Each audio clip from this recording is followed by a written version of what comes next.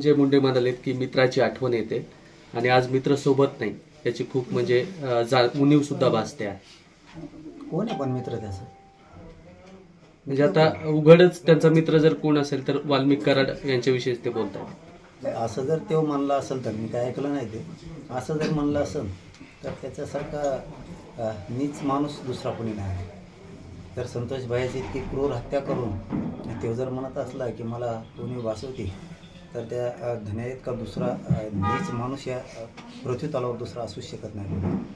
तो मित्र असो किंवा ते स्वैर असो, वाईट कृत्य जर केलं तर त्याचं कधी समर्थन करायचं नाही.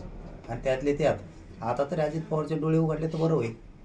आणखी तरी किती त्याला पाठीशी घालायचं आहे. जर इथं गोरगरिबांच्या लेकराचे ते मुर्दे पाडत असला, अशा माणसाला अजित पवारांनी फडणवीसनी किती दिवस पाठीशी घालायचे हेही लक्षात आलं पाहिजे.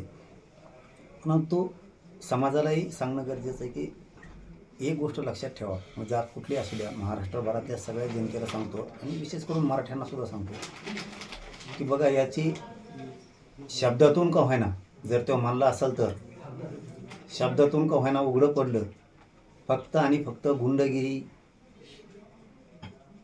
भ्रष्टाचार करणं, लोकांच्या जमिनी हडपणं, कुणाचे प्लॉट हडपणं किंवा दारू पिऊन पोरांना त्रास द्यायला लावणं, त्याच्या समाजातले काही लोक हे गुन्हेगारीकडे वळून त्याच्यातून फक्त आणि फक्त पैसा कमवायचा, कोणालाही ब्लॅकमेल करायचं.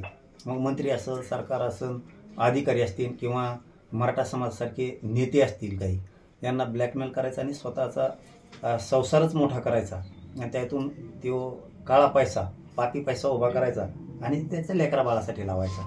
ही इतकं भयंकर पाप तो करत होता. जर तसं म्हणत असेल तर लोकांनी एक गोष्ट मात्र खूप समजून घेतली पाहिजे, किती पापी वृत्तीतून, किती गुंडगिरीतून ह्यो पैसा आणि राजकारण उभा करत होता.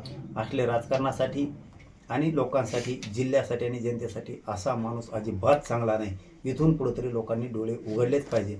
आणि विशेष करून फडणवीसने, अजित पवारने तरी आता डोळे उघडले पाहिजेत. नसता याच्या पापात तुम्ही सुद्धा खापण. पुन्हा ते म्हणालेत की काय चुकलं असेल तर न्यायालय बघून घेईल, म्हणजे न्यायालयाकडे पुन्हा बोट केली. त्याचा अर्थ तोच आहे, त्याचा अर्थच तो होतो. मग याच्यावरून अशी पुन्हा शंका येतात की बीडचा जो जेलर होता, त्या बीडच्या जेलमधला, कारागृहातला, तो यांनीच तर बदलला नसेल ना, याचीसुद्धा मुख्यमंत्र्यांनी मग चौकशी करायला पाहिजे. कारण तो जरा जेलर टाईट होता, कायद्याला धरून होता आणि त्या सत्य तो सत्य करत होता अशी माहिती आहे किंवा आमच्याकडे बीडमधूनच कळालेली. तो तिथं बाहेरून येणारे डबे आत जाऊन देत नव्हता जेवणाचे आरोपीला. अनेक काही गोष्टी मनासारख्या आरोपीच्या तो होऊ देत नव्हता. इतका कडवट असा होता अशी माहिती. बीडचा जेलर जाणून बुजून त्याला कारागृहाच्या बाहेर घालण्यात आलं, त्याला निलंबित करण्यात आलं. याचीसुद्धा गृहमंत्र्यांनी लक्ष घालून सखोल चौकशी करायला पाहिजे. याचा दबाव अजित पवारांच्या जीवावरती 100% संतोष भाईच्या केसवर असण्याची शक्यता आहे. शक्यता म्हणण्यापेक्षा 100%च अजित पवारला हाताखाली धरून संतोष भाईच्या केसमध्ये दबाव आहे. पण अजितदादाला आणि फडणवीसला सुद्धा सांगतो, संतोष भाई देशमुखांच्या प्रकरणातला एक जरी आरोपी सुटला तर याचे दुष्परिणाम तुम्हाला वाईट बघावं लागणार आहे, लक्षात ठेवा. कारण हे जर जाहीर असं बोलत असला तरी सरकारसाठी आणि जनतेसाठी घातक आहे. असा गुंड आणि गुंडगिरी चालवणारा आणि अशा टोळ्या सांभाळणारा हा माणूस, यालासुद्धा आता जेर बंद करायला पाहिजे. यालासुद्धा अटक सरकारने करायलाच पाहिजे, याची चौकशी व्हायला पाहिजे. मग या मॅटरमध्ये चल ना म्हणा त्याला. मग आता घातपातच मॅटर होतं धन्याने केले. चल ना, नार्को भेटला, मी किती कोण भरलोय यायचं भंगा.